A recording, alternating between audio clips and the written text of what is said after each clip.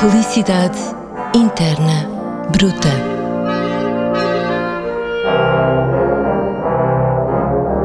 Em 1979, no filme Manhattan, talvez o primeiro em que o realizador homenageia uma cidade, Woody Allen, num célebre monólogo, faz uma lista das coisas que fazem a vida valer a pena.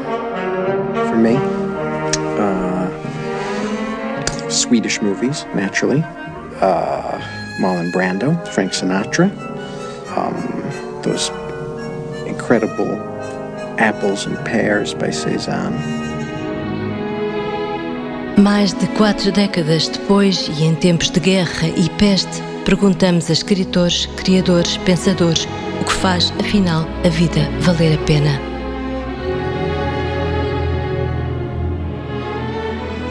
Gonçalo Cadilho, bem-vindo. Obrigada, foi uma sorte apanhar-te em trânsito, como sempre. Sorte não, é combinar com o tempo, mais do que sorte é tempo, antecedência. Sim, mas estás no meio de uma partida e de uma ida. Eu chegar de França e ir para a Itália. Muito e bem. Não valia a pena regressar à Figueira só por 2 dias, portanto tinha estes dias aqui livres em Lisboa. Livros não, que aproveitei para fazer uma série de coisas que precisava de fazer cá e esta era uma delas. Sim, olha, obrigadíssima. E já vamos falar da Figueira, que é o sítio onde vives, mas antes de mais deixa-me dizer-te que o Gonçalo Cadilho, dizer-te a ti, não dizer a quem nos está a ouvir, que o Gonçalo é um viajante profissional, cronista, fotógrafo, também és autor de documentários. E eu aqui hesitaria um bocadinho nesta parte e ver lá se concordas. Eu ia dizer escritor de viagens, mas não sei se não deveria dizer só escritor. E isto por um comentário que tu me fizeste quando me enviaste a lista das coisas que fazem a vida valer a pena. Tu escreveste qualquer coisa como é isto que esperas do escritor de viagens. E eu pensei, será que é justo colocar-te dentro de um rótulo? Ou seja, isto de certa maneira cerca-te assim, de uma espécie de exotismo, não é? Que pessoa tão rara que faz esta vida. Sim, com certeza que sim, mas por outro lado fecha-te um bocadinho dentro desse rótulo e depois disso seguem-se as perguntas do costume, que é: qual é a tua viagem preferida? Onde é que gostavas mais estranha que comeu? Onde é que gostavas de voltar? Onde é que te falta ir? Quantos países já foste? Pronto, então, como escreves, acho que admiravelmente bem, e isso já é uma coisa conhecida, e como tens um sentido de observação muito de escritor, tens um olhar muito de escritor, se calhar estava na altura de te chamar escritor, não sei se concordas. Teremos que perguntar aos escritores se eles aceitam que eu faça parte do clube. Porque o escritor de viagens é nitidamente uma tradução literal do inglês, não é? Do travel writer, que o inglês, a Inglaterra, a cultura tem uma tradição longa de travel writing, e se calhar não sou estranho em inglês dizer isso. Em português soa muito estranho uma pessoa autodenominar-se ou ser denominada escritor de viagens. Por outro lado, a palavra escritor se calhar é um patamar que me deixa um bocadinho com uma responsabilidade nos ombros pelo tal clube que te falava, dos escritores, e há pedindo mais uma vez emprestado aos ingleses. Tem uns membros um pouco especiais, enfim, que dignos toda a admiração, dignos toda a admiração, mas há outra palavra que eu gostaria de ir buscar ao inglês, que é o author, não é? O autor. Okay. Epá, eu acho que sim, acho que sou mais um autor, no sentido que já não carrega os meus ombros com essa responsabilidade da escrita, da grande escrita, e por outro lado há muitas coisas que eu faço que não estão ligados à escrita, mas que fazem na mesma de mim um autor. Por exemplo, as viagens, tu já participaste numa das minhas viagens, eu sou o autor das viagens, elas são estruturadas, viagens seja em Itália, seja em Namíbia, exatamente, são viagens estruturadas por mim, organizadas, tudo isso. E depois falaste também nos documentários, também aí, quer dizer, sou um autor de documentários que não passa por escritor de viagens, não é? Portanto, acaba por ser mais abrangente e também me deixa mais tranquilo, só que em Portugal ainda não está muito, acho eu, no cânone essa profissão ou essa designação autor. Sim. Portanto, vamos esperar que ela fique, para também não parecer snob. O que é que é ser um autor? Eu acho que não parece, mas de qualquer maneira deixa-me dizer-te que no teu último livro, de 2020, Por Este Reino Acima, em que reconstituis a viagem do Santo António no século XIII. Um pequeno Santo António no século XIII, a pé. Porque disse pequeno porque tinha os 13, 14 anos, sim, exatamente. De Lisboa até Coimbra, sim. E faz essa viagem em 8 dias e a pé. Já entras um bocadinho aí no domínio da ficção? Já assim tateando à porta, batendo à porta com muita delicadeza, com medo de entrar, mas sim, entro um bocadinho. Mas se quiseres, quer dizer, há um género literário que é a crónica, sim, que já é um intermédio, já é um híbrido. Eu me sinto muito à vontade, até porque foi essa a minha formação, foi autodidata, eu não venho de letras, não é? Portanto, eu comecei a escrever tentando perceber o que é que esperavam de mim. Estou-te a falar do início dos anos 90, quando comecei a escrever reportagens de viagens. Mais precisamente em 92, escreveste a primeira para a grande reportagem do então Miguel Sousa de Tavares, que era o diretor. Exato. E portanto... E repara que passaram 30 anos, não sei. Eu sei, estou sempre todos os dias a olhar ao espelho e digo, pois é, passaram mesmo 30 anos. É verdade, faz agora, não é? Já fez, foi em fevereiro de 92, o meu primeiro trabalho. Que era sobre o México. Sobre o México. E então isto para dizer que efetivamente a crónica a reportagem de viagem é uma luva que eu calço muito bem, que se adapta perfeitamente à minha mão. Tive que escrever num 7.000 caracteres em 3 páginas, depois com o Expresso, então aí é onde eu realmente encontrei a minha voz e foi também o que me tornou conhecido em Portugal como autor, está a palavra. Foi a escrever crónicas no Expresso semanais, enquanto a viagem ia decorrendo, que era uma novidade absoluta, porque foi quando o e-mail se tornou divulgado, quando eu sabia que podia perfeitamente estar na Colômbia ou no Afeganistão e que ia encontrar pelo menos um lugar no país onde havia um internet café, como se chamava na altura, onde eu podia enviar a crónica. Portanto, essa coisa de enviar a crónica no momento em que a viagem estava a acontecer era uma novidade absoluta no jornalismo. Sim. E eu apanhei-a logo no início e portanto, habituei-me a escrever sob pressão, no sentido que tinha que entregar até quinta-feira para sair no sábado da semana a seguir no Expresso, a crónica da viagem. Foram várias que eu fiz neste registro, uma delas foi a Volta ao Mundo sem apanhar aviões, que demorou 19 meses, portanto, durante 19 meses, 85 semanas, eu estive todas as semanas a enviar para o Expresso, e essa foi a primeira vez que fizemos isso, a enviar por e-mail uma coisa que estava a acontecer no momento, quer dizer, no momento os leitores do Expresso liam 10 dias depois, mas na altura era absolutamente em tempo real, não é? Hoje, ainda antes de acontecer. Deixa-me dizer que só que acrescentar que esse conjunto de crónicas depois deu um livro, que é o teu primeiro livro, Planisfério Pessoal. É o meu primeiro livro no registro das viagens. Já tinha feito uma coisa antes que não... Sim, mas são esses 19 meses sem aviões em que tu andas aí por cargueiros e por... Exatamente, e falaremos do cargueiro daqui a um bocadinho, não é? Sim, vamos falar. Não é por acaso. Mas de facto estavas há bocadinho a dizer-te que... que me sinto muito confortável na crónica com 3 páginas, porque durante anos foi a gênese dos meus livros. Esses meus primeiros livros eram a recolha da viagem completa, tal como ela foi saindo, um bocado como os folhetins do século XIX, não é? Do Camilo Castelo Branco, aquela coisa que depois dava um livro.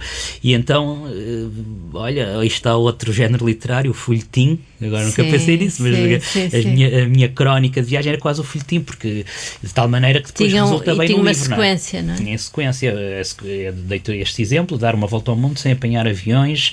Precisei de 19 meses, mas depois há outro, também está agora a ser reeditado, que é A Volta ao Mundo de Magalhães. Sim. Quer dizer, o livro nunca deixou de estar presente nas livrarias, está na 7ª edição, mas como agora estamos a atravessar, acabou agora as comemorações dos 500 anos da primeira circunnavegação, o livro voltou a ter alguma procura, algum interesse. Foi uma viagem, uma volta ao mundo que eu fiz durante 8 meses, escrevendo semanalmente no Expresso, para fazer a biografia do Magalhães, não é? No lugar onde ela tinha sido, onde ela decorreu. Portanto, em cada lugar onde ele esteve, eu ia lá e aí já apanhei aviões, já não estava com aquele objetivo, com aquele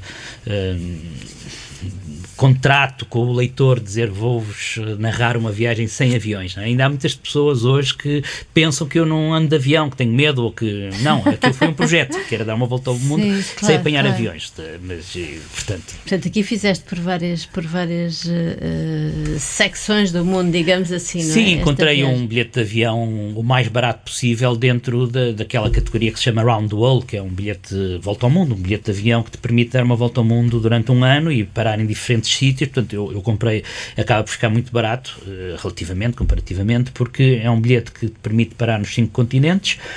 Enfim, esta coisa dos continentes, mas permite parar em 5 áreas. Porquê que disseste esta coisa dos continentes? Agora são 7 e depois 6, e depois parece que um deles é a Antártida, e o bilhete de avião, o Round the World, geralmente para a Europa, América do Norte, América do Sul, lá está, agora são 2 continentes separados, na Oceania e na Ásia. E geralmente não vai à África, porque está um bocado fora, por razões que as companhias aéreas... Mas, portanto, eu comprei um bilhete de avião Round the World, RTW, é a sigla, e com esse, depois jogando com as bifurcações que o avião, que o bilhete permite, fui a vários sítios onde Magalhães esteve, e o livro é um bocado isso. Acho que praticamente não falhei quase nenhum dos grandes sítios onde Magalhães chegou. Estou a tentar lembrar-me se houve algum, talvez umas ruínas ali na Tanzânia de Quiloa, onde ele também esteve, mas como tinha ido à ilha de Moçambique, isto, portanto, falando da África Oriental, daquilo que era a carreira da Índia, não é? Os navios dobravam o Cabo da Boa Esperança, encostavam logo na ilha de Moçambique, depois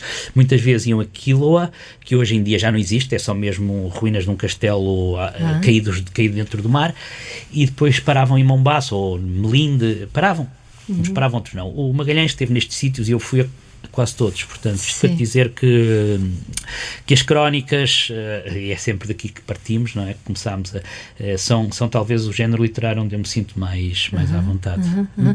Mas era como eu te dizia, quer dizer, a crónica já é assim qualquer coisa a caminho da ficção, está ali num ponto de equilíbrio, porque há um lado subjetivo muito grande da tua parte, de quem escreve. Sim. E por outro lado há um olhar que tem que haver, ou seja, tu não... Uma das coisas, isto agora é à parte, mas uma das coisas que mais me impressionava quando eu trabalhei em jornalismo e fazia reportagens era colegas que iam a determinado sítio e chegavam e diziam, não aconteceu nada.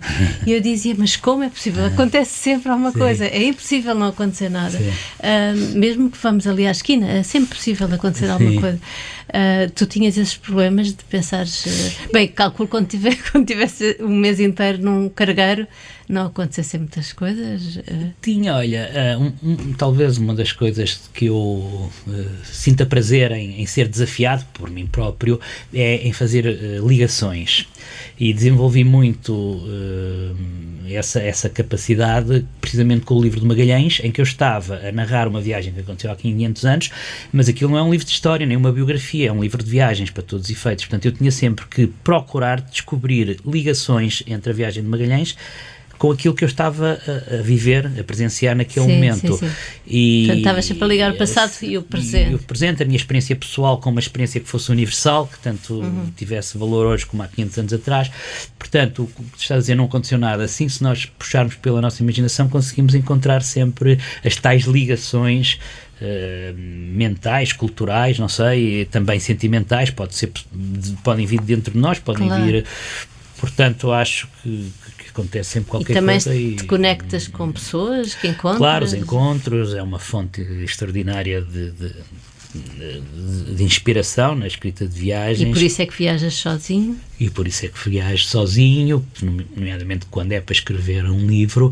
E estavas a referir este livro recente, chama-se Por este Reino Acima, em que eu, enfim, imagino, ficciono o que terá sido a viagem de um rapazinho imberbe, não é? De um adolescente, ou talvez, sabemos, 13, 12, 14 anos, que vai sozinho ou não sabemos, a pé de Lisboa, onde nasceu, para Coimbra, que era a capital do reino, onde se encontra a maior fonte de saber. E também aí, nesse teu percurso a pé, fugiste dos asfaltos e das estradas principais? Sim, hoje em dia, felizmente, o trekking começa a ter grande atenção em Portugal, talvez não por parte das instituições ainda, não por parte do Estado, mas por parte das pessoas pessoas. Portanto, há caminhos que tu podes seguir, e eu basicamente segui um dos percursos associados à rede do Caminho de Santiago, porque há várias estradas que agora se designam como Caminho de Santiago, não apenas aquela clássica do norte de Espanha. Portanto, há essa rede, essa estrada de Lisboa para Santiago. Depois há uma Rota das Carmelitas também, de Coimbra a Fátima. Depois há outros percursos florestais. Eu fui seguindo esses percursos que já estão estabelecidos, não fui com uma katana a cortar o mato, não é? E por outro lado, já há pouco mato. Aquela estrada que terá sido, o livro que eu usei para pesquisar e perceber isso é de José Matoso, O Sabor da Terra, onde ele fala muito do que é que terá sido a estrada Coimbrã, porque Coimbra era a capital do reino, e antes disso as estradas romanas que ligavam Lisboa, e a verdade é que essas estradas hoje via a linha do norte, a linha do norte, não é? De comboio e também a autoestrada, portanto é impossível nós refazermos de uma forma fidedigna o que terá sido. Estamos a falar do século XIII. Mas é muito interessante porque encontras ainda caminhos rurais que estarão praticamente iguais àquilo que na altura era possível fazer. Mas agora há aqui uma estranha moda que é os passadiços. É estranha. É estranha porque às vezes passam por cima ao lado dos trigos que já estão... Sim, e depois, quer dizer, é uma aberração na paisagem. Eu penso que quando uma pessoa se põe a fazer trekking é para fugir da paisagem urbana construída, da paisagem humanizada, e um passadiço, os italianos têm uma expressão que é um murro no olho. Quando levas um murro no olho ficas com com um olho negro. Sim. Aquilo é um olho negro na paisagem, quer dizer... Mas dá a ideia que todas as autarquias começaram a disputar entre elas e todas querem ter passadiços. Pois é, para mim é uma aberração aquilo, e é uma coisa que devia ser contestada, que devia ser criticada, devia ser pensada. É um bocadinho, eu lembro quando eu tinha 10, 12 anos, os meus pais eram do norte, são do... E então, de vez em quando, lá íamos nós da Figueira, falo de final dos anos 70, ao Porto, não é? Íamos à cidade natal deles e passávamos ou por Espinho ou íamos passar o dia à Póvoa, e já nessa altura aquilo estava cheio destes arranha-céus que parecem a periferia de Beirute, que estão em todas as marginais oceânicas portuguesas. Incrível, e eu lembro da minha mãe dizer, porque era o pensamento burguês da altura, isto é que é progresso, na Figueira ainda não temos nada disto, e hoje infelizmente já temos uma das marginais mais feias do mundo, uma cidade lindíssima, e estão em todo lado, e quer dizer, naquela altura achava-se que a cidade não estava bem se não tivesse prédios nos sítios mais emblemáticos, não é? Sim, que no fundo tapam a vista dos... Bem, o Brasil também é todo assim, não é? Sim, enfim, é isso que estás a fazer com os passadiços. Os passadiços vão aos lugares mais emblemáticos da natureza, da paisagem portuguesa, e vão-se colocar lá a estragá-la. É muito bom quem está no passadiço, porque quem está no passadiço não vê o passadiço. Para as crianças, para andar, para as pessoas com mas a paisagem fica... Não, mas eu nem ia por aí. O que eu ia dizer é que, por exemplo, um arranha-céus é ótimo para quem está lá dentro, porque tem uma vista fantástica, mas estragou a vista aos outros todos, não é? Sim. E o passadiço é um bocado isso. Quem está no passadiço está a ter uma vista fantástica sobre o que está à sua volta, mas os outros que não estão lá estão a ter o tal murro no olho, o olho negro, que é o passadiço à sua frente. Começaste no princípio dos anos 90, licenciaste em gestão e depois resolveste fazer, um ano sabático que durou 3 décadas.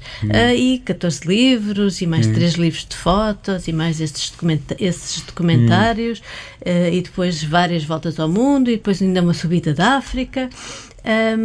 E depois, o que é um pouco irónico, ou vais-me dizer se é ou não, regressaste ao mesmo sítio que foi, ao sítio onde nasceste, que foi à Figueira. Sim. Ou seja, de todos os pontos onde passaste no mundo, a Figueira é o sítio mais interessante para viver e para se criar, constituir uma família, para se fazer de casa? Não é. O que eu percebi é que é o que eu chamo, num livro que acabou de ser reeditado, portanto com uma capa nova, portanto vai na 9ª edição, que é 1 km de cada vez. Eu tenho lá um capítulo que acabou de ser mesmo reeditado agora a semana passada. Então tem lá um capítulo que é a importância de não ser de lugar nenhum. Eu próprio fico confundido, às vezes estou a dizer o título, a importância de não ser de lugar nenhum, onde eu abordo e faço alguma reflexão sobre a questão das raízes, aquilo que eu chamo a ditadura das raízes. Eu podia ter parado e ficado a viver em tantos lugares extraordinários que eu conheci na Nova Zelândia, em Itália, na África do Sul, embora a África do Sul seja um país neste momento um bocado violento, mas e acabei sempre por regressar, porque compreendi que estava, é isso que eu digo, estou obrigado a ser feliz onde eu tenho as minhas raízes. Mas o que é isso? É um sentimento... É uma ditadura. É uma ditadura porque são os teus afetos, a tua família? Não, é muito mais subliminar do que isso, é muito mais subcutâneo. É, por exemplo, a inclinação da luz solar, as 4 estações. Já viste o que é tu vives na Noruega, por exemplo, onde tens 6 meses de luz e 6 meses estou a exagerar, mas, ou então vais viver para os trópicos, onde todos os dias do ano o sol nasce às 6 da manhã e põe-se às 6 da tarde. Parecem que os dias são todos iguais, exceto a época das chuvas e a época... E para quem é de lá, isso é por isso que eu falo em subliminar e em subcutâneo. É uma coisa que está nos teus genes, sentir-te bem com isso. Tal como eu percebi que me sinto bem com a mudança das estações e com falei-te da inclinação da luz solar, que dá um tipo de luminosidade na paisagem, uma qualidade da luz. Posso-te falar também do sentido do humor dos portugueses, que não é melhor nem pior, mas é o nosso, e eu quantas vezes em outras línguas tentei transpor e achar a mesma graça que os meus amigos dessas línguas e dessas culturas achavam, e tudo bem, o humor acaba por ser universal, mas é um tipo de... são exemplos. Portanto, mas é a tua casa, é onde se sentes em casa, e também não és nómada, não é? Portanto, não podes, tens que arranjar um sítio aonde regressar.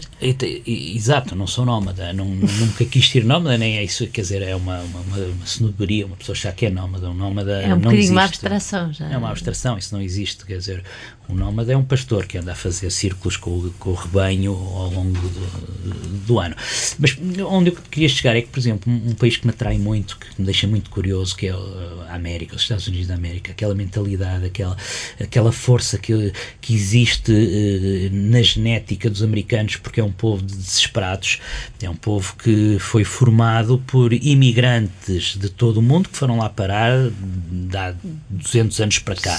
E os imigrantes são sempre os desesperados e ao mesmo tempo aqueles que têm força para mudar, lutar contra a situação. Portanto, é a faixa pobre de uma sociedade, mas pobre com muita vitalidade, vigor, que decide arriscar. Hoje em dia não nos parece assim muito arriscado, com toda a facilidade em viajar, mas imagina no final do século XIX os madeirenses que iam viver para o Havaí, não é?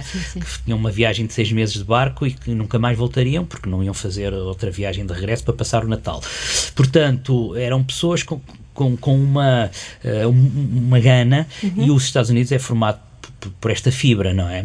Há tudo, mas ao mesmo tempo ninguém lá tem raízes, ninguém lá tem um sítio onde possa dizer esta é a minha cultura, e geralmente as pessoas que acabam por tentar fazer isso são extremistas, como os Amish, aquela seita, não é? Portanto... Por isso é que eles circulam de estado em estado, como se mudasse... Com uma facilidade brutal, circulam, e também por isso é que eu acho que é um povo tão desequilibrado, e há tanta violência, ao mesmo tempo tanta criatividade, tudo de bom e de mau. Por não terem tido tempo de criar raízes? Não tem raízes, aquilo é um melting pot, não há raízes, que raiz é... Toda a gente levou para lá qualquer coisa, mas aquilo não, as raízes demoram séculos, se não milénios a formar. 800 anos levaram as nossas, não é? As nossas não, porque as nossas estavam cá antes. Nós é que chamamos Portugal de há 800 anos para cá, mas já ouviste falar do menino do Lapedo, que é aquele fóssil que foi encontrado perto de Leiria, que talvez nos permita acreditar, através daquilo que se está a analisar desse menino pequenino que morreu, que será um cruzamento neandertal com Homo sapiens. É talvez o achado mais importante nas últimas décadas quanto a esta questão, se os neandertais realmente se juntaram ou não, ou foram exterminados. E este povo que viveu aqui, que deixou ali uma criança num túmulo doloroso, porque não foi abandonado nem enterrado, vê-se mesmo, porque há à volta brinquedos. É uma coisa extraordinária. E isto para dizer o quê? Eles já eram portugueses, eles não chamavam isto de Portugal, não chamariam durante outros milhares de anos, mas há um povo que é autóctone desta região. Não, e quando há sepulturas, quer dizer que não deixam para trás, não é? Não são nómadas, quer dizer, e não eram nómadas. Vais ao Museu da Figueira e tem lá uma cultura local que construía túmulos, dólmens, que a Serra da Boa Viagem está cheia desses dólmens.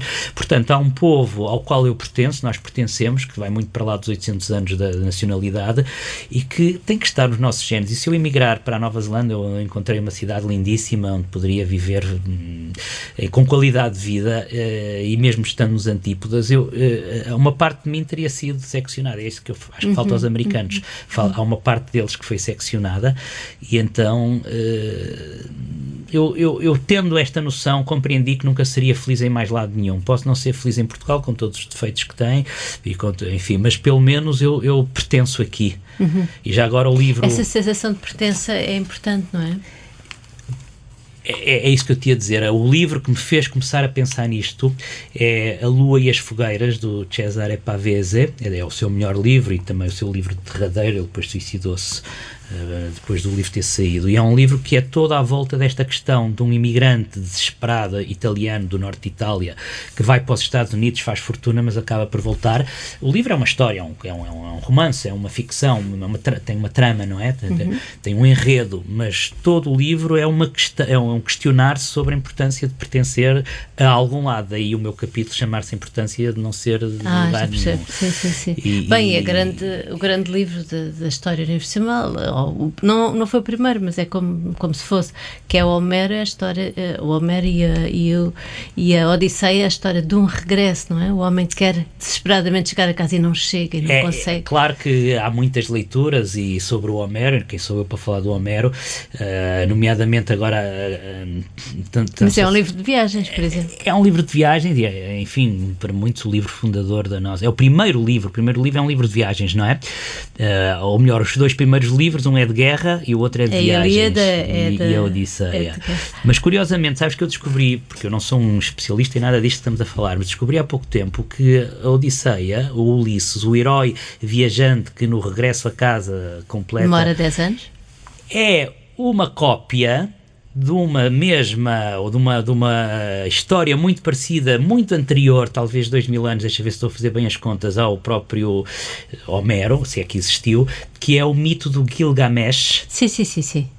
Que é exatamente a mesma coisa, um herói que tem que fazer. Exato, e os indianos também têm, mas aí não terá havido contactos nem influências. Por isso é que há sempre este tema recorrente da viagem, do regresso. Do regresso, exatamente, e da resolução no regresso. Agora, a Figueira depois objetivamente tem coisas que também me interessam naquilo que eu acho que tem sido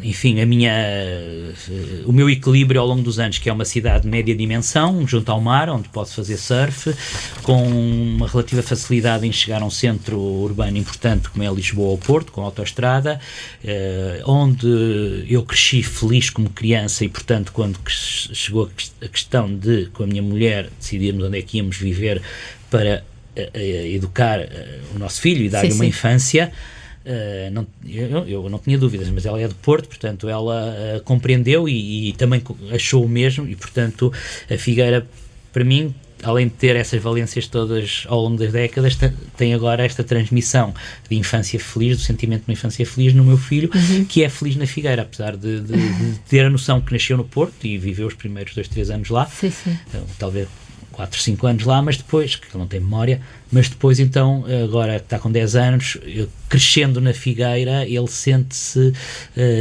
o privilégio de viver numa cidade de média dimensão, uma cidade aberta, uma cidade onde tu estás sempre em contacto com a linha do horizonte e vês todos os dias o mar e a serra também, portanto é uma cidade movimentada a nível visual, com espaços de recreação, portanto o miúdo, onde tudo fica perto, portanto salta dos escoteiros para o basquete, como para diferentes tipos de atividades extracurriculares. Sim, e tem campo e mar, não é? E cidade. Tem campo e mar, tem arrozais, tem várias, tem rio, não é? Tem o estuário. Lá está, por exemplo, é uma realidade à qual eu não dou muita importância, mas para muitos figueirenses o rio é importantíssimo. remo, por exemplo, vela, pescadores, enfim. Bem, para ti é importantíssimo o surf, até já escreveste dois livros sobre surf, um deles também, Outra Volta ao Mundo, para encontrar as melhores ondas, seja lá que isso for, não sei se queres explicar, mas parece que é na Figueira que se encontra também, aliás, perto da tua casa, não é? É, o que eu digo no livro e, enfim, o que eu acho, eu nessa viagem de volta ao mundo em busca das melhores ondas do mundo, dentro de uma categoria muito própria, que é a categoria de point break, de direita, qualquer surfista percebe o que eu estou a dizer, quem não percebe também é complicado de explicar, mas o que eu queria dizer é que a Figueira, eu cresci a fazer surf nesta categoria de ondas, e então, quando fiz 40 anos, parei um ano, não parei, porque eu acabei por escrever o livro, portanto não deixei de trabalhar, mas fiz um ano, 12 meses em busca destas 12, do meu top das 12 ondas nesta categoria, e a conclusão a que eu chego é que não interessa saber qual delas é a melhor, o que interessa voltamos às raízes, aquela onde eu me sinto mais feliz é a onda do fundo da rua. E eu dou esta imagem, é um bocado, podes ir a ter refeições nos restaurantes de 3 estrelas Michelin do mundo inteiro, mas a sopa da tua avó é aquela que te traz o aconchego da tua infância, não é? Portanto, é onde tu te sentes feliz. Mas agora tu estás em casa e podes ver, hoje o mar está bom, e sais com a tua prancha. Sim, isso sempre foi assim na Figueira.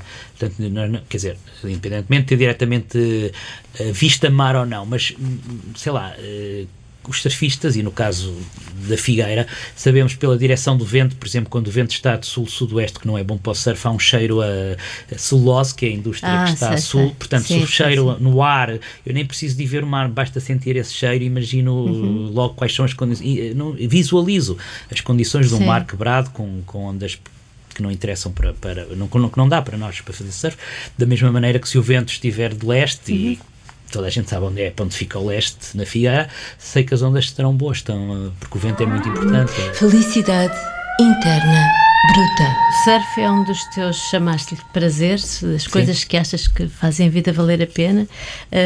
Queres explicar um bocadinho porquê? O mar para ti não é uma evasão, não é reclusão, mas também não é evasão, é um...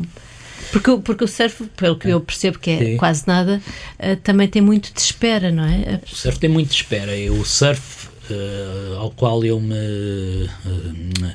com o qual eu me relaciono não é certamente o surf, por exemplo, de Peniche ou de Carcavelos, onde da Costa, do Incho, que tem Nazaré, centenas... Que se fala mais. Não era isso, não era aí que eu queria chegar. Aí já é alta competição, não é? E não é só isso, não.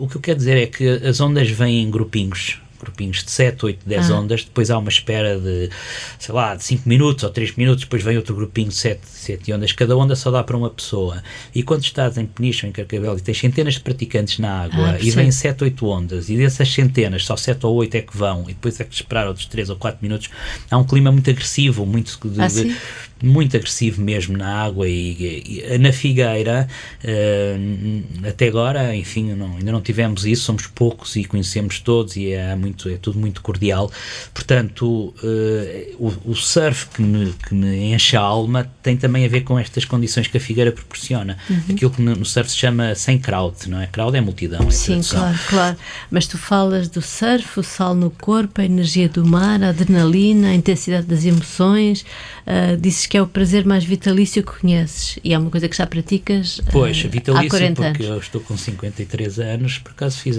anteontem 54, portanto já Parabéns. Estou com 50, tenho que me começar a recordar.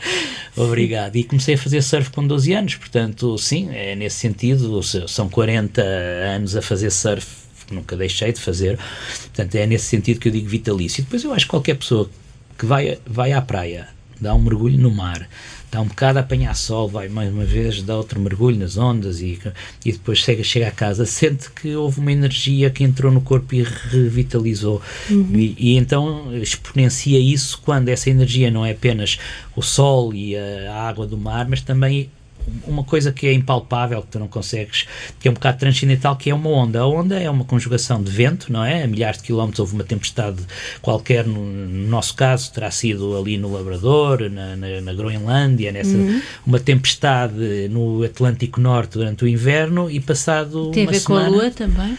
pode ter a ver com a Lua também, com as marés. Portanto, há ali uma série de energias que se conjugam para criar uma onda, e quando tu vais nessa onda com a prancha, essa energia passa para ti também. Não é um choque elétrico, não ficas com os cabelos espetados, mas no final do dia renovaste, sei lá, há uma palavra que é uma coisa homeopática, mas acho que homeopático não quer dizer nada disso. No outro dia fui ver o que é que queria dizer realmente homeopático. São aquelas coisas das pequenas doses. Pois, andamos todos a dizer, isto é homeopático, mas o homeopata está mal emprego, a palavra não tem nada a ver com isso. Enfim, é uma coisa que é regeneradora, essa é a palavra. Para mim, o surf é muito regenerador, sobretudo quando tem condições de o fazer num clima cordial, como eu te dizia, de poucas pessoas na água, que é o que acontece na Figueira. Um pouco fresquinho, um pouco ventoso e um pouco fresquinha a água. Sempre para quem já esteve na Austrália. Sim, em todas as praias quentes do mundo, Sri Lanka, Indonésia. Tu dizes aqui qualquer coisa, já não sei se apanhei esta frase numa entrevista ou num dos teus livros, em que dizes que os portugueses não são grandes viajantes, são, sim, grandes imigrantes. Sim. Terá sido isso? Sim, olha bem, primeiro posso ter dito isso, sim, porque não sei se num livro, mas repara, o ser grande viajante, a época dos grandes viajantes já passou, portanto nós não fomos grandes viajantes quando fizemos todo aquele percurso dos descobrimentos, da chegada à Índia, éramos imigrantes, íamos à procura de melhores condições de trabalho, que se fossem elas de pilhagem, de conquista, não íamos viajar para ver as belezas da Índia, nem a arquitetura dos templos. Achas que íamos empurrados pela exato, aliás, à procura das tais rotas, das tais... Sim, eram viagens de comércio e de pilhagem, de conquista, era o espírito da época. Tráfico.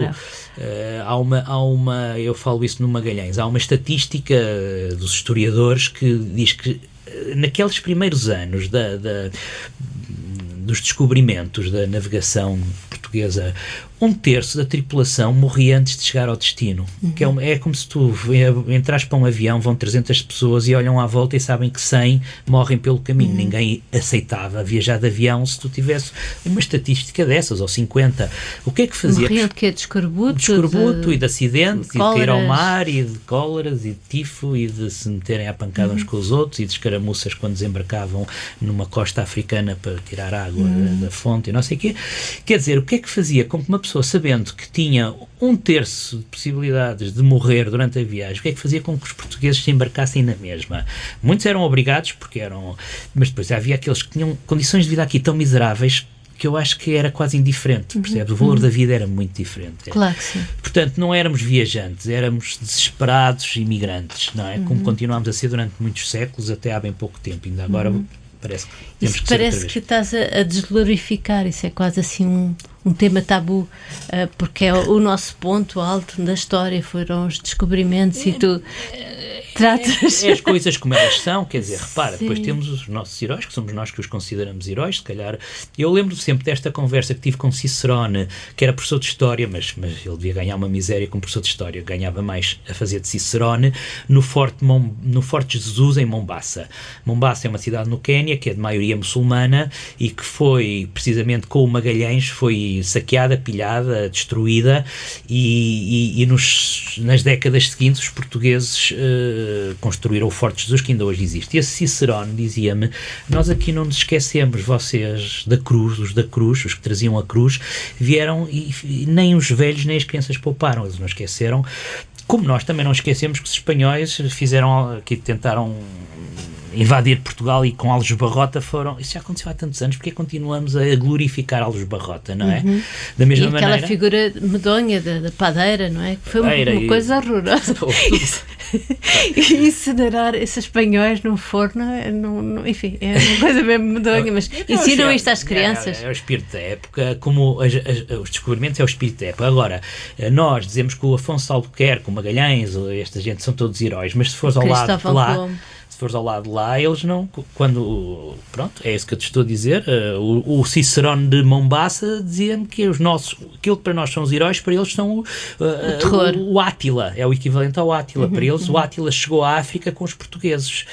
O Cristóvão Colombo, quando eu estive no México, nos 500 anos, eles diziam, não era 500 anos da descoberta da América, era da invasão da América. Portanto, está sempre o outro lado da história, acho que isso nem merece. Agora, sobre a tua questão dos portugueses não serem grandes viajantes, os grandes viajantes no sentido lúdico, vamos ver as pirâmides do Egito e vamos turístico, vamos escavar em Palmira começa com os ingleses no final do século XVIII. Não é turístico, estás a falar turístico.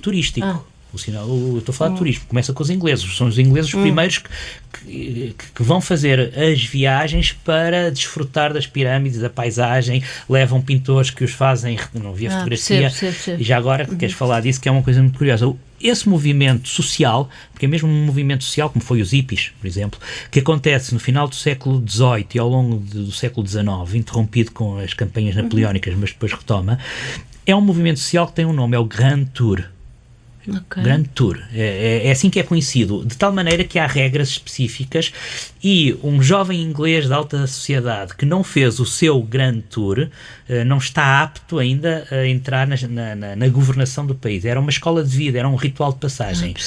E nós não tínhamos cá em Portugal não tínhamos, nem teremos, nunca tivemos. Mas então, só para terminar esta ideia que é interessantíssima, o Grand Tour obrigava, quer dizer, eles deviam ir ao sul de França, depois a Itália, e por fim à Grécia, e eventualmente o Egito, à medida que estes lugares iam se tornando mais acessíveis, para conhecer as raízes da civilização europeia. Portanto, era uma viagem de turismo. E porquê é que nós falamos em turismo e em turistas? Porque vem dessa primeira expressão, o Grand Tour. Okay. Daí touring, que nem sequer é uma palavra inglesa, creio que era uma palavra alemã ou norueguesa. Tem o ar de ser francesa, mas... Não, vem mais do norte. O Grand Tour dá origem, os que o praticam são os turistas, e aquilo que nós dizemos, os grandes viajantes, começa por ser essa viagem de final. Portanto, os portugueses nunca passaram por esse movimento social, e quando hoje é muito comum, eu não sou turista, eu sou viajante, para mim é uma estupidez, porque não, tu és turista. O que tu fazes quando vais viajar, mochila às costas, ou o que é que seja, a ver as belezas do mundo, estás a ser um turista. Se vais um ano inteiro com mochila às costas, ou se vais uma semana com uma viagem organizada, não tem, é exatamente a mesma coisa. Bem, outra coisa que estás a ser turista. Exato, outra coisa que tu referes é que, bom, em 30 anos as viagens mudaram imenso, não é? Com o telemóvel e o GPS e a massificação do turismo e os voos low cost. Pronto, tudo isto alterou o panorama e o paradigma. É difícil a pessoa perder-se de alguém, já não acontece. É difícil a pessoa até perder-se num caminho, porque pode encontrar-se através dessas... Mas tu dizes que as pessoas agora andam algemadas aos telemóveis. A expressão é tua. Sim, pois é, quer dizer, eu também, não estou a dizer, andamos todos, não é? E no caso concreto das viagens, é engraçado que ainda em Portugal, particularmente, ainda que se continua a dar um estatuto de aventura ao viajante, que, repito, é apenas um turista, mas ao viajante, não é o clube dos viajantes e não sei o quê, quando hoje está tudo tão massificado graças ao telemóvel, que eu acho que, não eu começo a questionar-me se a palavra viajante não começa a ter uma conotação quase de Big Brother, sabes? Aquela coisa que nós temos em Portugal. Sim, era isso que eu sabemos percebo. Tudo, toda a gente Exato, e do mundo inteiro do que é que se está a passar. E por outro lado, não há aquela aventura que haveria naqueles senhores de ingleses que iam fazer esse tal ritual de passagem. Não há riscos, muitos riscos. Nada. Não há incógnita e não há acaso. E eu acho, isto é uma opinião minha, mas enfim, eu acho que o acaso é material de literário também. Pode ser. Sim, claro, na literatura, enfim, na narrativa de viagens, é muito bom. Eu tenho uma frase há um bocado que é viajar é provocar o destino para que aconteçam coisas, não é? Portanto, é uma frase do meu primeiro livro, e esse provocar o destino é portanto, deixar que seja o destino a decidir, é o acaso. A Agnès Varda dizia, já não sei sei reproduzir-te a frase, mas a realizadora dizia que o acaso, qualquer coisa assim, o acaso é o meu melhor assistente de realização. Sim. Porque, quer dizer, se tu vais com tudo programado, que a viagem já aconteceu ainda antes de sair de casa, não é? Um bocado isso. Pelo menos a nível de narrativa, a nível de material para escrita. E talvez o livro mais paradigmático nesse aspecto do acaso, dos meus livros, é a viagem por África acima, porque se há um continente onde tu não consegues mesmo controlar nada. Eu, quando arranquei da viagem, o projeto, a minha ideia era, não apanhando aviões, fazer a África desde o Cabo da Boa Esperança, no sentido que é o sul, não é? O ponto mais a sul, que não é, mas pronto. Não é? Não é. O ponto mais a sul é 200 km depois, que se chama Cabo Agulhas.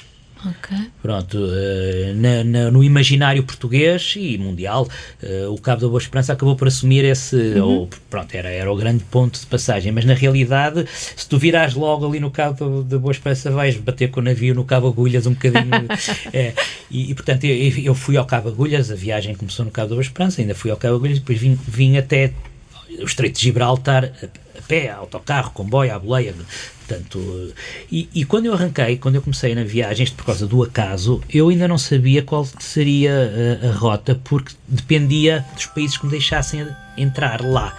Tu, para entrar num país, precisas ter um visto. Certo. E para teres um visto tens que ir a uma embaixada, pedir o visto, e eles perguntam para que é que queres ir Aqui ninguém pergunta, na Embaixada da Indonésia, se tu fores pedir o visto, sabem que vais fazer turismo. Mas na altura, que já foi há 15 anos atrás, e sobretudo em países como a Nigéria, o Congo, eu ia pedir um visto, eles ficavam a olhar para mim, o que é que você vai fazer? Até achavam suspeito.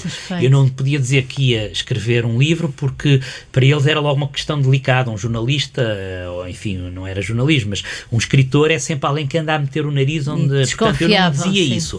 Também não conseguia dizer que era um turista, porque um turista não vai para a Nigéria, não vai para o Congo, então eu andava sempre ali, geralmente uma nota de $10 que acalava as questões, ou eu também não fui muito, nunca fui assim, nunca tive que dar dinheiro, mas chegaste a ser preso? Cheguei a ser preso viagem? No Zimbábue, porque também cheguei a ser preso que era para pagar a saída da prisão, não havia, é um país paranoico, e estava a tirar uma fotografia, um cartaz que dizia bem-vindo a Harare, e foi a secreta de um casal, que era a polícia secreta, apanhou-me e disse que eu era um espião a tirar fotografias a lugares importantes, de estratégicos, que era aquele cartaz. Que deve ter sido péssimo na altura, mas bom para a tua... Lá está, é o acaso, exato, é o acaso. Sim. E as histórias que depois fazem o livro. Enfim... Olha, mas deixa-me só voltar aqui a esta, antes de entrarmos na tua lista, que ainda só falámos do surf. Esta questão dos turistas que estavas a falar e dos trilhos que já estão todos traçados e as pessoas são encaminhadas e é tudo, pois parece tudo estranhamente parecido e fake, não é? Nada daquilo, parecem tudo parques temáticos para agradar turistas e muito pouco genuíno, e depois cheira tudo à mesma coisa, são os buffets. Bom, e agora basta olhar para Lisboa, mas deixa-me pensar em coisas que eu fiz aqui uma pequena lista de coisas que eu penso que tu talvez abomines ou não aprecies tanto, e diz-me, confirma se é verdade ou não. Por exemplo, souvenirs. Souvenirs?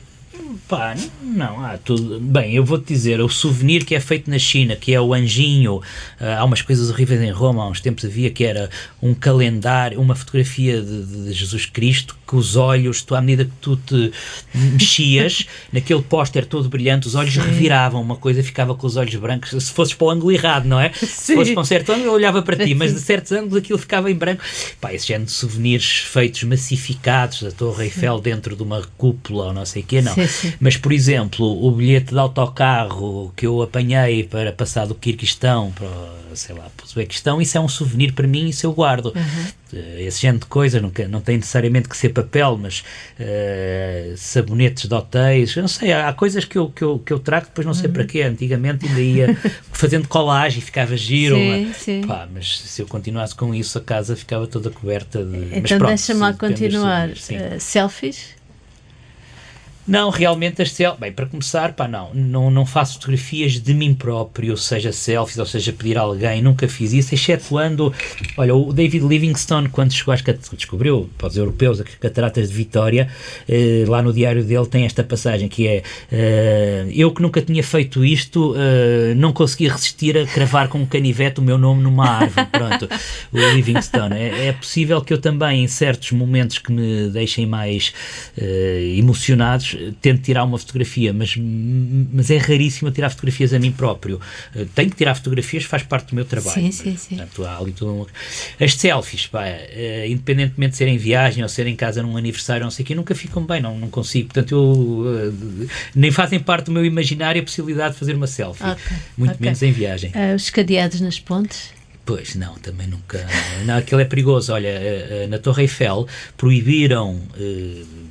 revistam as mochilas de quem entra para ver se há cadeados, porque já estava com 35 toneladas de cadeados na Torre Eiffel que podia, se continuasse, pôr em risco a própria estrutura. Sim, a própria estrutura aconteceu. Portanto, não, mas essa dos cadeados de facto é uma praga, porque primeiro porque é tão banal para toda a gente a fazer o mesmo, que valor é que isso tem, não é? O primeiro que se lembrou disso deve ter sido uma ideia super romântica, e acho que foi num filme italiano que fizeram isso, num filme daqueles que sai todos os Natais, o filme de Natal, não é? Uma história de amor em que eles na ponte de Florença, a Ponte Velha, não é?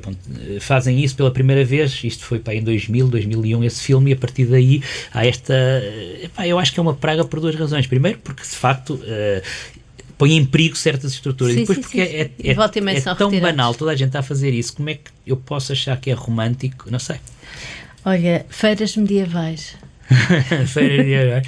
Não tenho tido muito contacto, mas de facto quando há lá na Figueira, o miúdo adora ir às feiras medievais.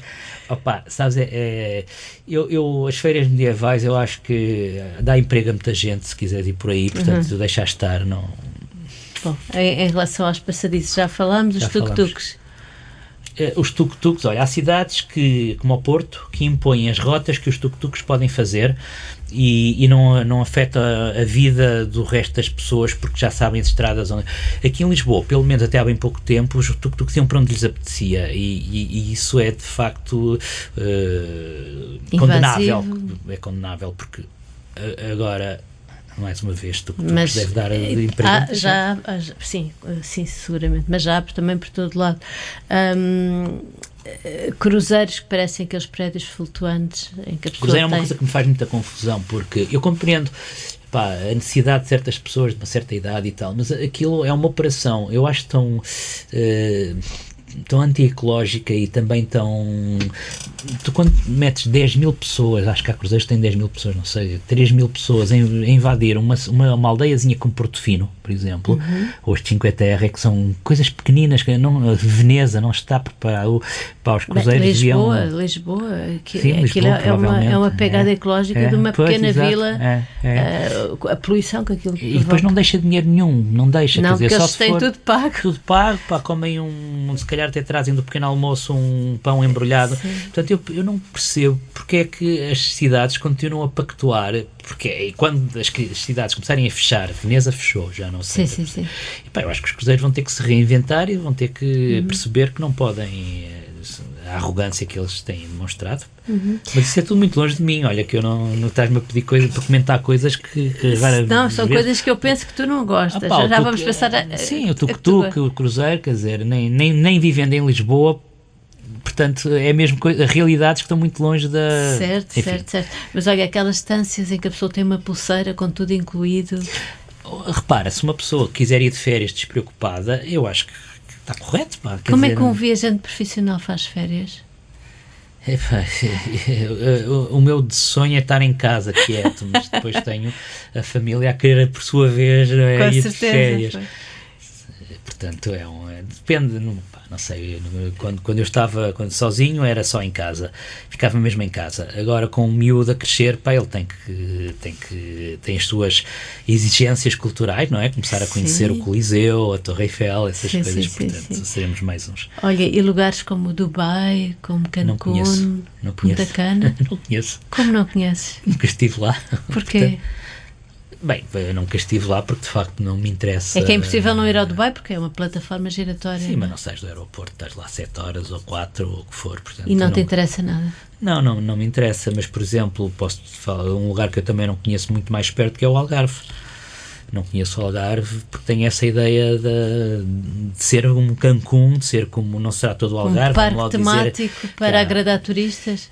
Coitados, os turistas vão para onde for mais barato para conseguirem ter férias relaxadas, não é? Agora, o problema foi terem deixado que lugares extraordinários como o Algarve se tivessem transformado nesse... É uma invasão do botão, não é? Acho que eram lugares únicos como a Marginal da Figueira da Foz, que podia ser hoje, se tivesse sido preservada, seria hoje património Unesco. Estou absolutamente convencido disso, porque era uma cidade criada de raiz no modernismo, nos anos 30, 20, 30, entre a Belle Époque e o modernismo, para o nascente mercado espanhol de ir a banhos, que não era aquela coisa de apanhar sol, era apanhar água fria para iodo, essas coisas, e portanto tínhamos uma cidade que era absolutamente criada de raiz e foi destruída nos anos 80, 90 pela gestão autárquica, ou a ingestão autárquica que achou que não tinha sensibilidade nenhuma e deixou que aquilo desaparecesse. Portanto, quer dizer, isto para te dizer que esses lugares que tu falaste, o Dubai, a Punta Cana e não sei o quê, imagino que sejam, mas é falta de genuinidade, é sentires que tudo aquilo é falso e tudo aquilo não tem raízes. Olha, eu acho que é um reais. bocado como os telemóveis, faz alavanca sobre a infantilidade das pessoas, e o nosso mundo, a nossa sociedade está cada vez mais infantil. Vê esta coisa dos emojis que todos nós usamos, de uma infantilidade, tu não precisas de procurar palavras, de exprimir um raciocínio. Quando queres dizer uma ironia, nada, tens um emoji que, portanto, pisca o olho. Estamos todos a ficar muito mais infantis, é tudo muito mais fácil no nosso mundo, e as pontas canas do mundo vêm ao encontro dessa necessidade das pessoas de infantil, não é? Esse lado infantil, de ir para um lado onde está tudo incluído, onde não precisam de se preocupar com nada, onde se divertem e onde comem hambúrgueres e sushi, suponho. Pois, como todos nós, quer dizer, eu a sério que não posso criticar uma coisa que é como criticar a televisão, percebes? A televisão também te infantiliza, porque comparado, por exemplo, com o mesmo espaço de tempo, se estiveres a ler um livro complicado, mas a maior parte das pessoas não quer ler um livro complicado, quer ver televisão. Quer ser entretida. Quer ser entretida. Vamos passar para as coisas que tu gostas, e uma das, já falámos do surf, e então uma das coisas é tocar viola na proa de um cargueiro no alto mar. Isto aconteceu, já falámos, foste transposto para o teu livro Planisfério Pessoal, porque estavas a fazer a tal volta ao mundo que demorou 19 meses, sem recorrer então a aviões. Fazias outra vez? Não, não teria estofo, não teria energia intelectual para estar 19 meses a escrever todas as semanas, a deixar acontecesse o que acontecesse, a encontrar formas interessantes de fechar a crónica, percebes? Sim. Não, mas eu digo, mesmo que não tivesse que escrever, fazias outra vez o percurso de andar aí por grandes cargueiros a tocar viola na proa? Não, quer dizer, posso dizer que não deixou saudade, não, quer dizer, estou bem resolvido com isso, fiz uma vez na vida, não sei, não faria outra vez se pudesse fazer outras coisas, não é? Agora, não sei, poderia ser interessante, imagina, fazer com 70 anos uma coisa que fiz com 30 e escrever o livro. Agora, o que eu te queria dizer é que nessa lista há coisas que eu faço regularmente, que me fazem sentir vivos, e há outras que só fiz uma vez na vida. Sim. E que nunca me senti tão vivo como nesse momento. Mas é o que tu dizes aqui, não é? Tu dizes que se eu tiver presente a dimensão de um cargueiro, tenho mais ou menos, percebo que deve ser um monstro. Um cargueiro, estes cargueiros que eu utilizei para atravessar os grandes oceanos, foram várias viagens, portanto utilizei um cargueiro para atravessar o Atlântico, de Valência até Nova Iorque, depois um outro cargueiro, enfim, vários, mas basicamente a dimensão destes cargueiros é tu teres 3 campos de futebol alinhados. Ok. o campo de futebol mesmo, não estou a dizer do estádio, não é? Portanto, não, isso é esmagador. Pois. É esmagador, repara, eu fazia caminhar à volta do convés, portanto, a fazer o perímetro do cargueiro, eu demorava, eu já não, mas são coisas, passava a manhã a caminhar e ficava com a caminhada feita, no sentido que tinha que fazer alguma coisa durante as 5 semanas que ia estar ali fechado num cargueiro até chegar à saída. Também não se pode ler, também me disseste isso uma vez, que não se pode ler nem escrever, não é bem por não causa poder da ler. trepidação. Pois, o que é engraçado é que o cargueiro tem um motor, eu digo no livro, um motor do tamanho de uma catedral.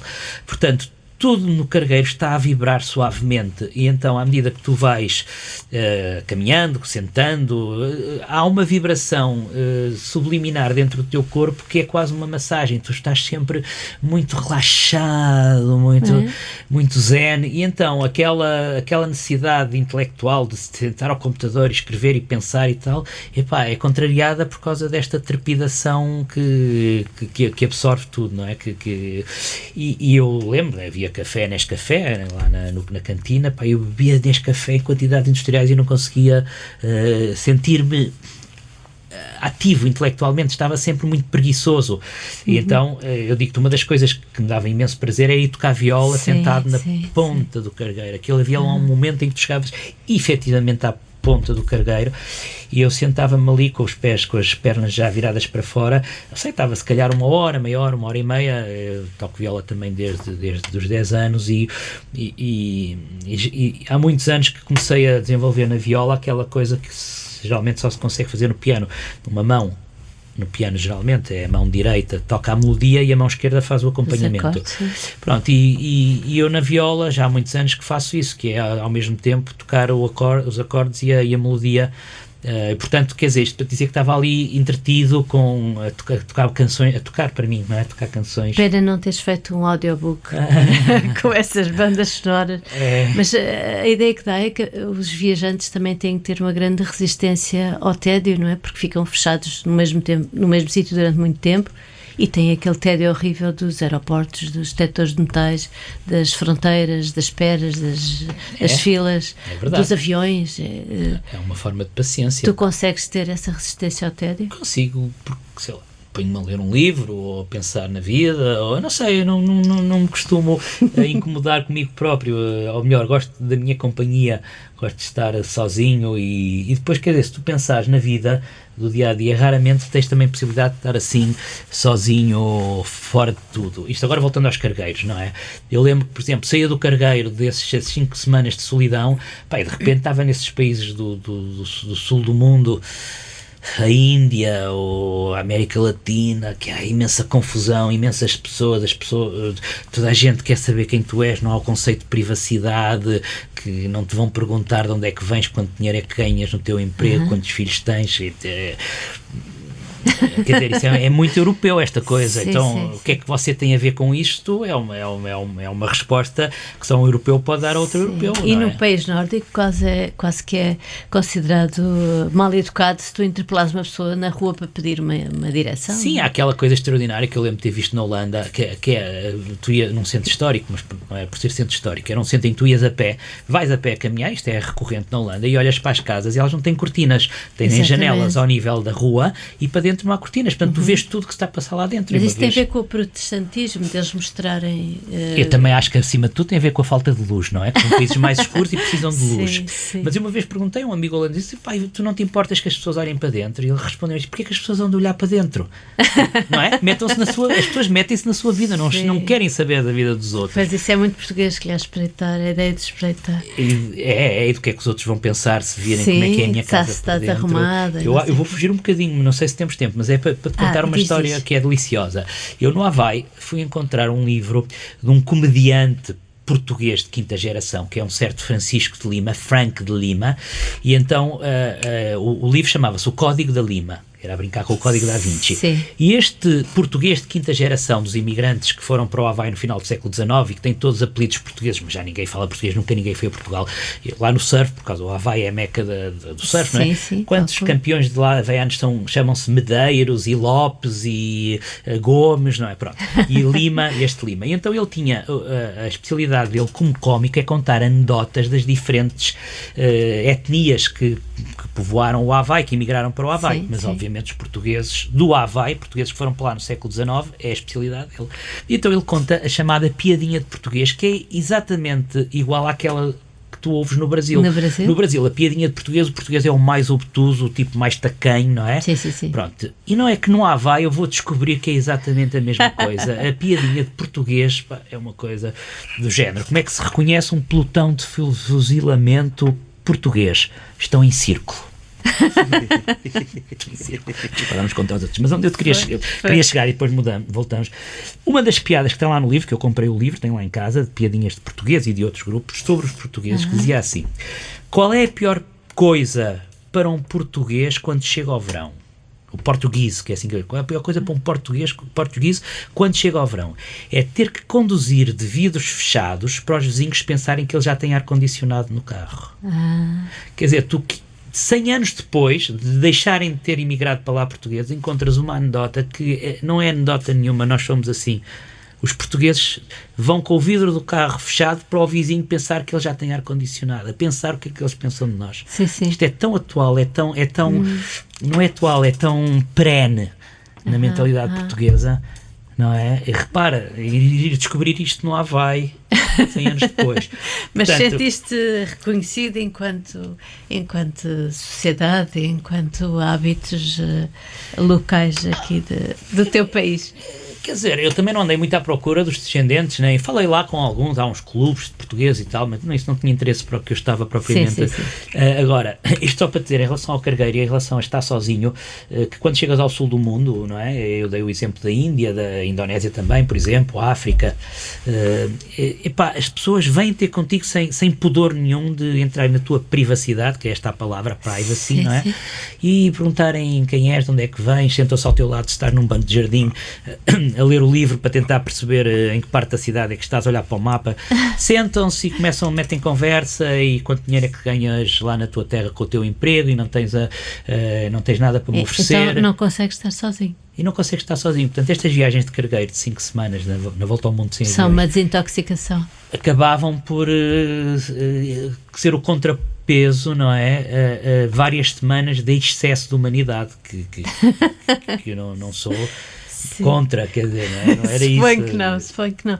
Olha, a segunda coisa que tu indicas é beber um café expresso no deserto da Namíbia, este deserto tão inabitável, suponho eu, e tão duro e tão quente. Sabes que a Namíbia é o tamanho de Portugal e França juntos e só tem 2 milhões de habitantes, e esses 2 milhões estão basicamente concentrados nas duas cidades que existem. Portanto, tu tens um território descomunal onde não vive ninguém, e depois de vez em quando encontras estes lodges, não é? Que têm energia, painéis solares ou têm geradores, e então eu tenho esta cafeteira italiana que são aquelas cafeteiras todas nos anos 60, 70, 80, toda a gente tinha em casa antes de aparecer esta praga dos Nespresso, e faziam o café com aquilo. Havia cafeteiras para 6 chávenas, havia cafeteiras para 2, pronto.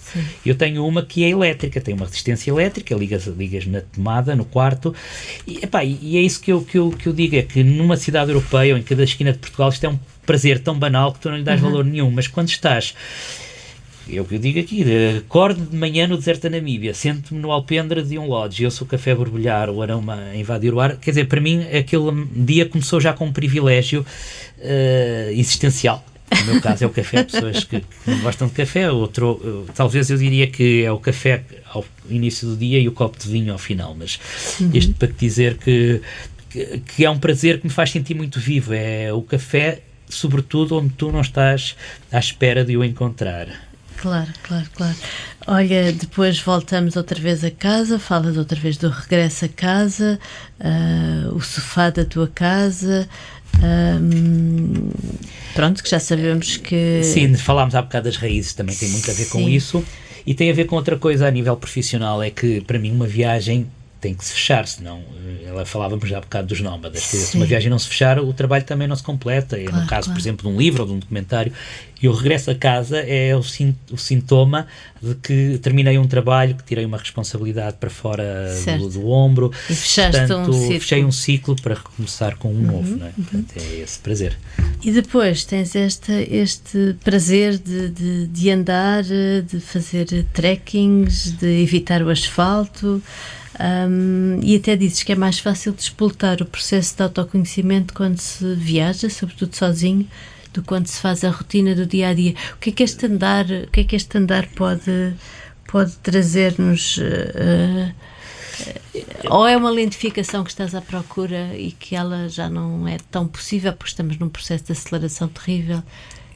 Eu acho que é um regresso enfim, olha, não sei se a ti te acontece, a mim acontece-me, tenho falado com pessoas que quando estás quase para dormir e de repente estás um esticão porque tiveste a sensação que ias cair. Sim, claro, é recorrente esse som. Eu uma vez li uma explicação para isso, que vem do tempo em que nós éramos ainda primatas e dormíamos nas árvores, e se caíssemos durante a noite do tronco... Tínhamos um reflexo rápido. Porque caindo de noite, pelo menos partias de qualquer coisa, havias de partir um osso e depois lá está um predador à tua espera. E então, há certas coisas que vêm do fundo da nossa evolução como espécie, e eu acho que caminhar nos bosques de natureza, respondendo agora ao trekking, faz parte delas e reencontramos com qualquer coisa que nós não sabemos identificar, não sabemos sequer definir, mas que está cá desde que somos uma espécie pedestre, não é? Desde que nos metemos. Portanto, caminhar longe dos passadiços, em plena natureza, longe das pessoas, que é tão fácil, é tão acessível, basta predispor a tua vida para isso, para mim é um dos grandes prazeres existenciais. Depois falas de Itália, onde já viveste, aliás falas italiano, não sei se falas também inglês, não sei se falas mais línguas. Sim, falo francês, espanhol, e por falar desta coisa de ter vivido em Itália durante 10 anos, enfim, quando era jovem. Trabalhos de sobrevivência, vários? Sim, também, mas claro, é uma longa história. Onde eu queria chegar é naquele título mal traduzido do livro do Hemingway, Paris é uma festa. O título original é Uma Festa Móvel, A Movable Feast. E ele tem lá logo no início, na primeira página, tem ele diz, quando você viveu, portanto, a tradução, quando você viveu em Paris, nos anos da sua juventude, vai levar Paris consigo para onde quer que vá no resto da vida, porque Paris é uma festa móvel. Pronto, é essa, e repare, ele viveu numa Paris que não tem nada a ver com aquela Paris dos anos 20, essas coisas. Eu vivi numa Itália, numa pequena cidade de Itália durante a década de 90, entre os meus 23 e 30 anos, qualquer coisa assim, e continuo a transportar a Itália dentro de mim, essa festa móvel. Não é a Itália da periferia de Roma, certamente, não é a Itália da Veneza invadida por turistas, nem a Itália do Sul, suponho eu. Também, no fundo, é a Itália do dia-a-dia, a Itália da qualidade de vida da cidade média, das pessoas que vão de bicicleta para todo lado, que tomam um aperitivo nos bares, nas esplanadas antes de voltar. A Dolce Vita, que não é uma coisa nada condenável, não é? Quer dizer, talvez para um protestante do século XVI fosse, mas... Holandês. E pronto, esse é um dos prazeres da vida, para mim, é de facto viver à italiana, que é tu dares tempo aos prazeres da vida. E também falas da beleza da beleza a cada esquina, das pessoas e tudo, da gastronomia. É um país que é um povo, embora seja um povo feito de vários povos, é um país que cultiva a beleza instintivamente, não, e depois naturalmente. Diz assim, que paradoxo, o mais cultural de todos os destinos acaba por se revelar um abanão sensorial. É isso, ou seja, toda a gente pensa em Itália como um destino cultural, e eu vou à Itália para me sentir extremamente vivo sensorialmente, não é? A começar pelo olhar, isso tudo que eu te disse, a beleza das pessoas, das coisas, das praças, do design, dos monumentos, essa beleza é visual, mas depois também a alimentação, a gastronomia, toda feita à base de coisas frescas e regionais. Tens o prazer, enfim, sensorial da inclinação do sol, que há bocado falávamos disso, acho que a luminosidade de Itália, embora seja um país bastante alongado, e a latitude de Génova não é a latitude de Palermo, mas há ali de facto não sei se também tem a característica vulcânica do solo, há uma qualidade na luz em Itália, não é por acaso que a pintura italiana consegue ainda hoje emocionar-nos. E será que o facto de seres fotógrafo também te ajuda a reparar nessas coisas? Certamente. E por fim, temos aqui andar de bicicleta, mas faz aqui uma ressalva em ritmo de passeio, ou seja, não é andar a fazer dou-te vários corridas. exemplos. Digo aqui pelos campos de Provença, pelo centro histórico de Luang Prabang, que é uma cidade lindíssima no Laos, pelos arrozais da sul da China, etc. Mas onde eu queria chegar com a bicicleta é que, de facto, há prazeres que são tão simples e que nós devíamos cultivá-los, não deixar que eles passassem despercebidos.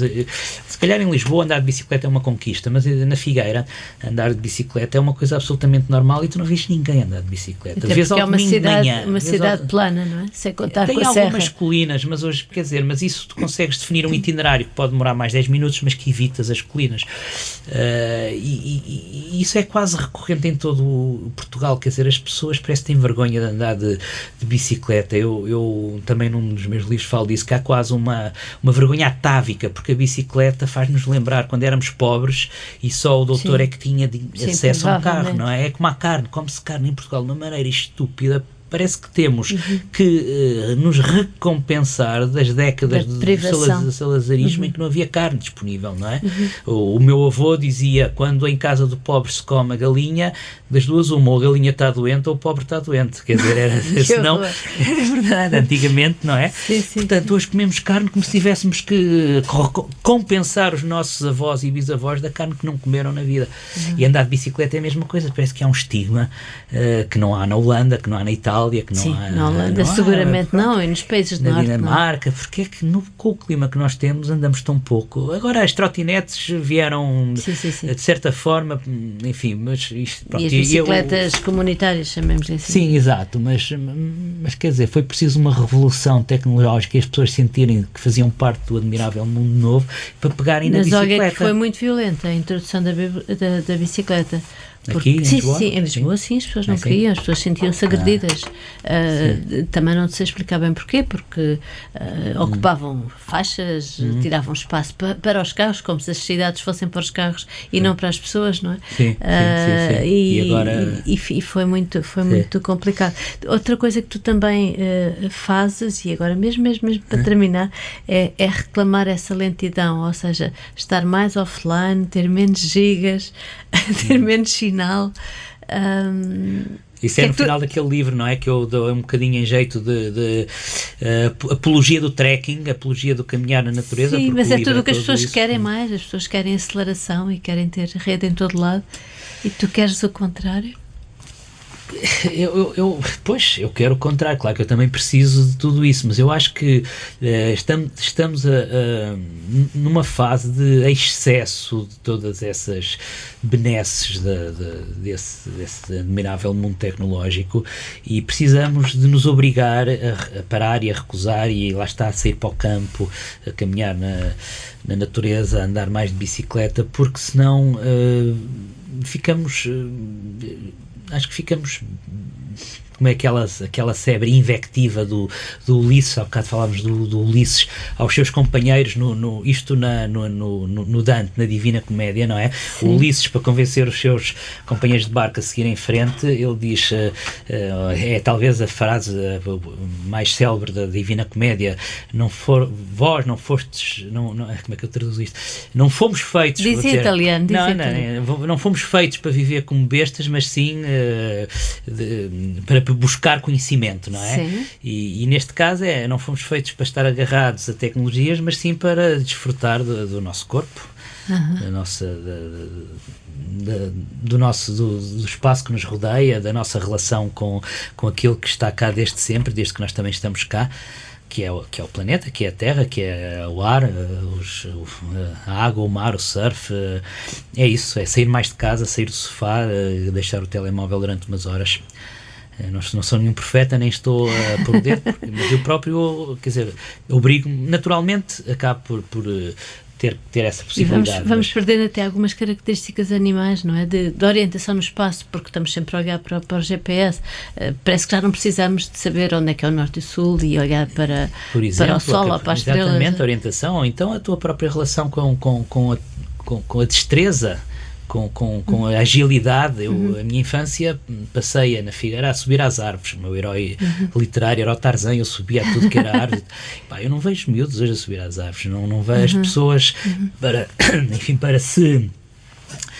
fazer um bocado de exercício físico, têm que ir a um ginásio, mas não são capazes de incorporar na vida cotidiana um exercício físico mais natural, mais ir a pé para o emprego, ou não sei, sair numa estação de metro em Lisboa. Em contrapartida, os miúdos têm uma destreza tecnológica também admirável. Olha, Gonçalo, obrigada. Sei que tens um avião, algures, ou um cargueiro para apanhar. Obrigada por este bocadinho, gostei muito. Obrigado por me teres convidado. Felicidade Interna Bruta é um podcast criado por Ana Margarida de Carvalho para a Câmara Municipal de Lisboa. Este episódio teve a captação de som de António Triste e a sonoplastia de Fernando Figueiredo.